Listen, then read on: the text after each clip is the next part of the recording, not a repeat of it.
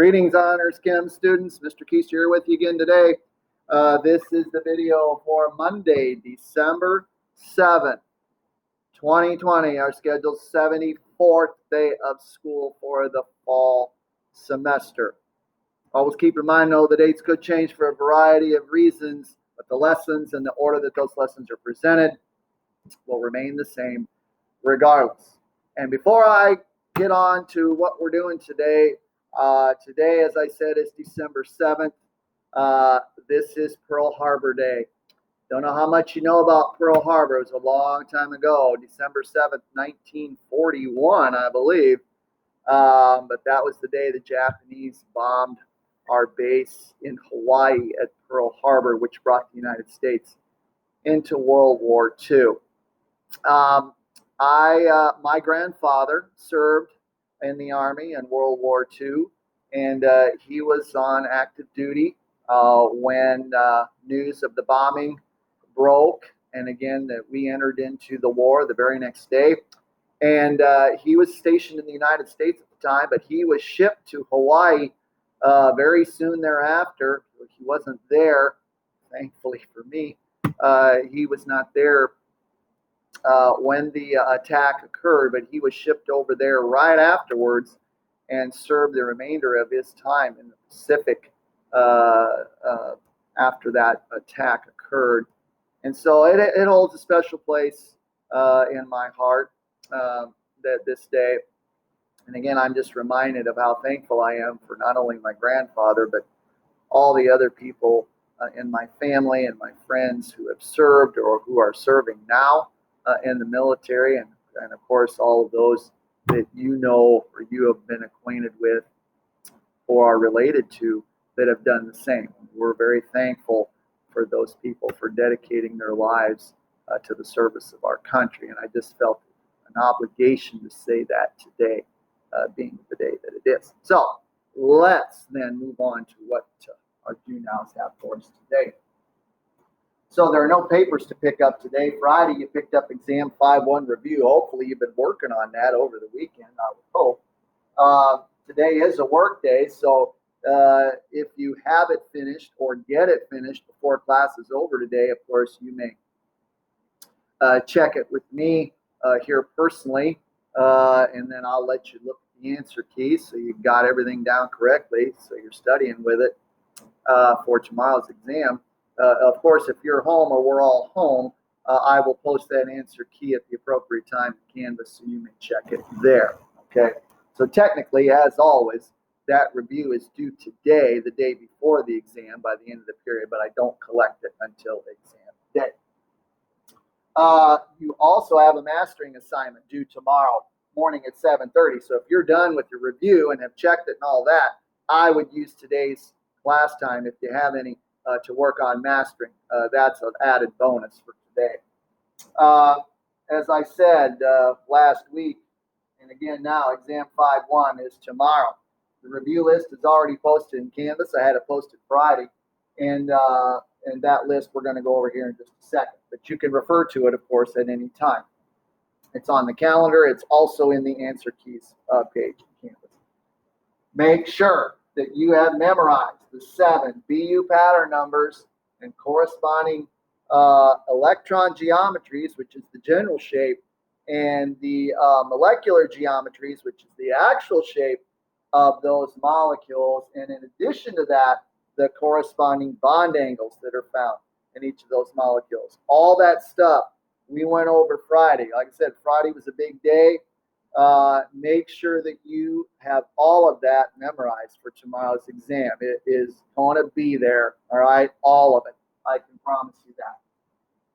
So let me advance the screen. We'll talk a little bit about what specifically things you need to know and how the exam is laid out. And then I'll let you work the rest of the time.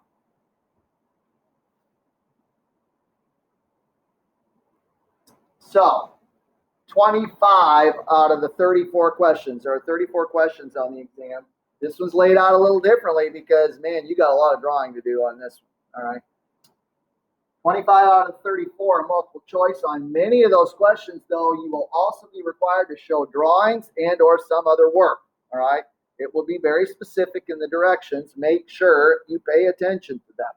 All right. You need to know how to determine valence electrons.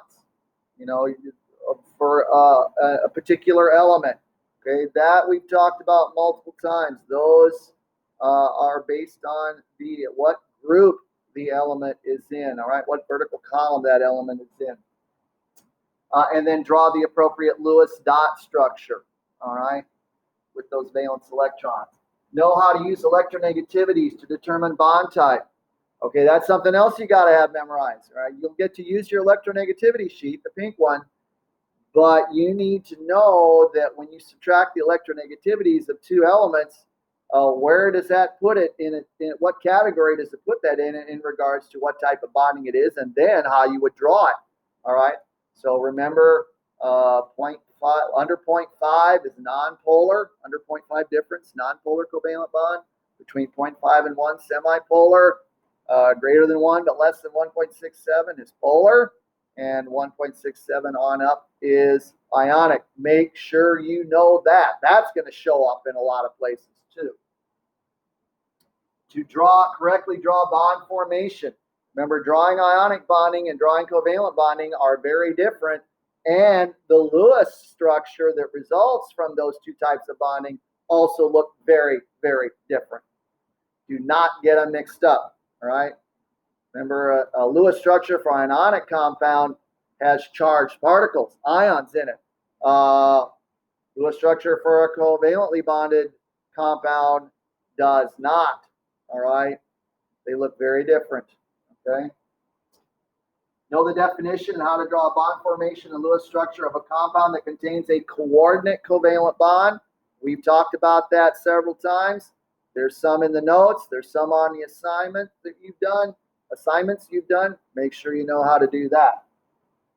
Know all the exceptions to the octet rule that we went over in the notes. We talked about boron, which has a contracted octet, only 6 valence electrons around it. We talked about phosphorus and sulfur being able to expand their octets to 10 and 12 electrons respectively.